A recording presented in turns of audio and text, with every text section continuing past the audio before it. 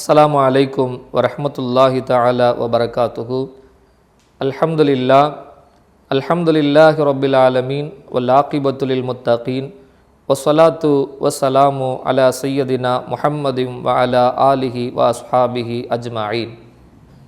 கண்ணியமிக்க இஸ்லாமிய நல்லடியார்களே, பல்லாக்கு தொலைக்காட்சியின் மூலமாக புனிதமிக்க இந்த ரமலானில் பல்வேறு செய்திகளை நாம் தொடர்ந்து கேட்டுக்கொண்டு வருகிறோம்.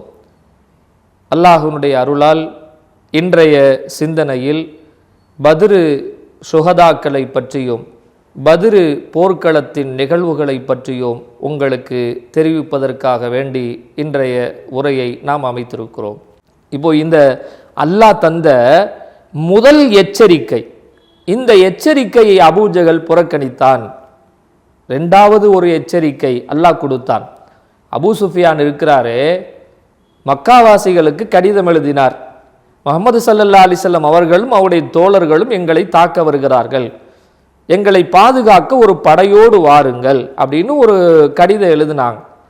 இதை கடிதம் எழுதின அபூ சுஃபியான் வேறொரு வழியாக, செங்கடல் வழியாக ஜித்தா வந்து ஜித்தாவிலிருந்து மக்கா வந்து சேர்ந்துட்டார்.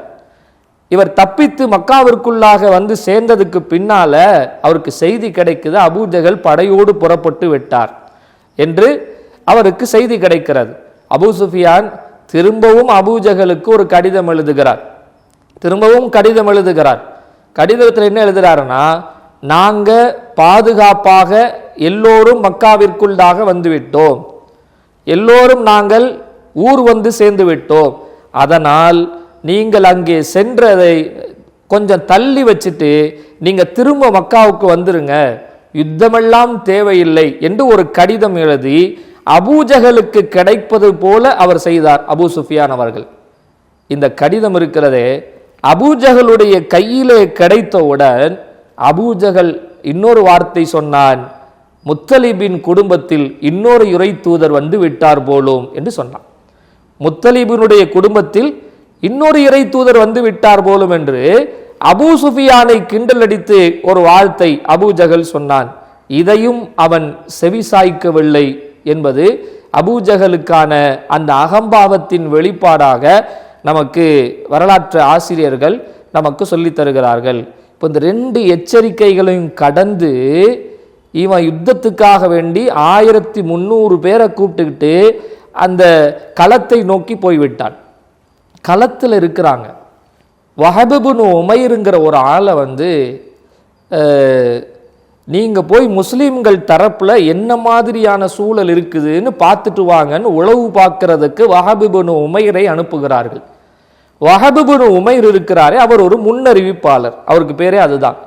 அவர் போய் பார்த்துட்டு வந்து சொல்றாரு, நான் இந்த கூட்டத்தை பார்த்ததில் எனக்கு தெரிந்தது, அவர் சொல்றாரு, எனக்கு தெரிந்தது மரணத்தின் சோதனை உங்களை சுமந்து வருகிறது என்று நான் நினைக்கிறேன்.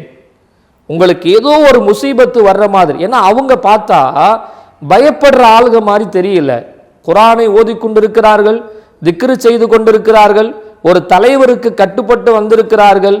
உங்களுக்கு ஏதோ ஒரு சோதனை அவர்கள் மூலமாக வருவது போல எனக்கு தோன்றுகிறது என்று வஹப் இப்னு உமைர் அவர்கள் மக்காவாசிகளுக்கு ஒரு எச்சரிக்கை தருகிறார்.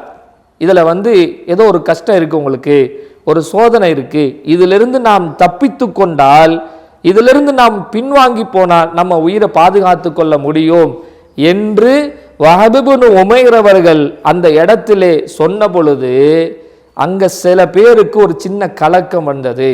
ஆனா அபூஜஹலுக்கு எந்த கலக்கமும் வரல. அந்த 1300 பேர்ல அஹ்னஸ் என்று ஒரு தோழர் இருந்தார், பின்னாளில் இஸ்லாமானார். இந்த வரலாற்றில் யாரெல்லாம் நாம் இதிலிருந்து பின்வாங்கிக் கொள்வோம் என்று யோசித்தார்களோ அவர்களுக்கெல்லாம் அல்லாஹ் ஹிதாயத்தை கொடுத்தான். அபூ சுஃபியான் ஹிதாயத்துக்கு வந்தார், ஆத்திகா அம்மா ஹிதாயத்துக்கு வந்தாங்க. அது மாதிரி அஹ்னஸ் என்கிற ஒருவர் அபூஜஹலிடத்திலே போய் சொன்னாரு, எனக்கு என்னமோ இது ஒரு தயக்கமாக தெரிகிறது, நாம் இந்த யுத்தத்தை கைவிட வேண்டும் என்று நான் யோசிக்கிறேன் என்று சொன்ன பொழுது அபூஜகல் இந்த வார்த்தையை செவியேற்கவில்லை. அஹனஸும் ஒரு 300 பேருக்கான தலைவர், ஒரு குலத்திற்கான தலைவர். அவர் சொல்றத அபூஜகல் கேட்கல. அஹனஸ் திரும்பி சொன்னாரு, முகமது ஸல்லல்லாஹு அலைஹி வஸல்லத்தை பற்றி உனக்கு நல்லாவே தெரியும், நீ நபின்னு நீயே ஏற்றிருக்கிற, உனக்கே தெரியும். அப்படி தெரிஞ்சும் நீ இதில் நிற்கிறன்னா விளைவு நம்மைத்தான் சாரும், நமக்கு தான் ஆபத்து வரும். அதனால் நாம் இதிலேருந்து பின்வாங்கிக்கலான்னு சொல்கிறாரு.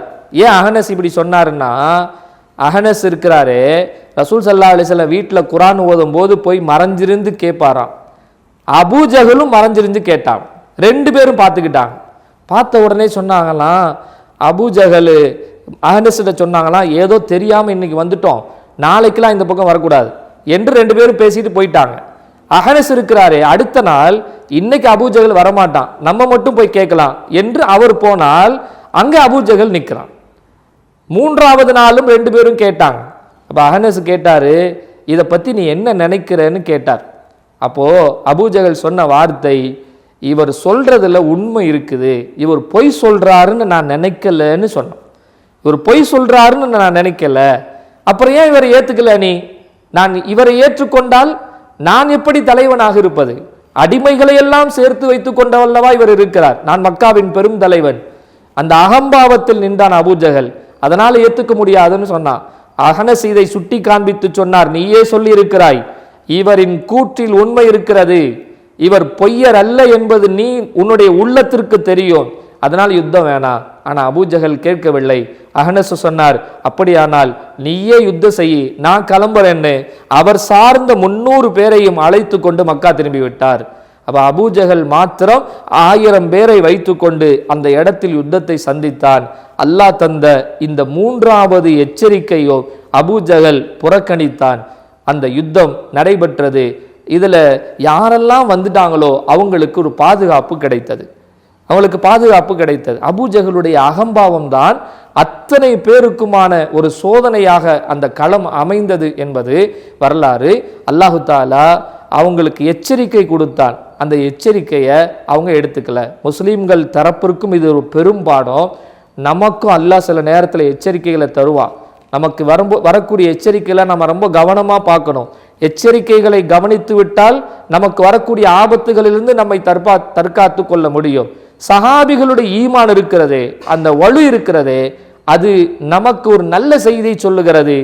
நம்பிக்கையோடு இருந்தால், அல்லாஹுக்காக வேண்டி இருந்தால், அல்லாஹுடைய ரசூலுக்காக வேண்டி இருந்தால் நாம் என்றைக்கும் தோல்வி அடைய மாட்டோம், வெற்றி பெறுவோம் என்பது சஹாபிகளுடைய ஈமான் மறுபுறம் நமக்கு சொல்லி காட்டுகிறது.